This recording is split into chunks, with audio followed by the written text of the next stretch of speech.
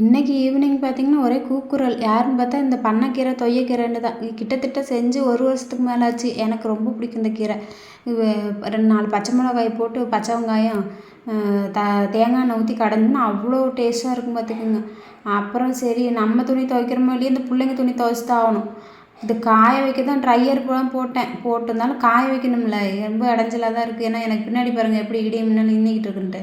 அப்படி தான் இருந்தது. அப்புறம் காலையில் ஆட்டின மாவுமே நல்லா பிடிச்சிருந்தது. சரி பாப்பாங்களுக்கு இட்லியை ஊற்றி தக்காளி குழம்பு வச்சு கொடுத்துடலாம் அப்படின்னு சொல்லி தான் இட்லியை ஊற்றிட்டு இருந்தேன்.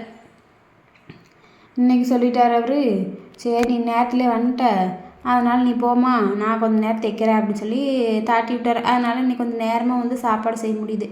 அப்போ சாப்பாடெலாம் செஞ்சுட்டு தக்காளி குழம்புலாம் வச்சு இதில் கொஞ்சம் மல்லித்தழை தூவி எல்லாமே வந்து இதை வந்து பச்சையாக போட்டு அரைச்சி அப்படியே தாளிச்சு விடுவாங்க. அவ்வளோ டேஸ்ட்டாக இருக்கும் இட்லிக்கு. அதுக்கப்புறம் இட்லியெல்லாம் ஊற்றி பிள்ளைங்களுக்கெல்லாம் வச்சு கொடுத்துட்டு கிச்சன் வேலையெல்லாம் முடிச்சுட்டு பெரிய வேலை காலையிலேக்கு செய்யறதுக்கு டக்குன்னு செய்யணுன்னா இதை க்ளீன் பண்ணி வச்சா தான் செய்ய முடியும். அதனால் சரி அப்படியே இதை க்ளீன் பண்ணி வச்சுட்டு தூங்க போயாச்சு. மீண்டும் நாளைக்கு ஒரு வீடியோ பார்க்கலாம். பாய்.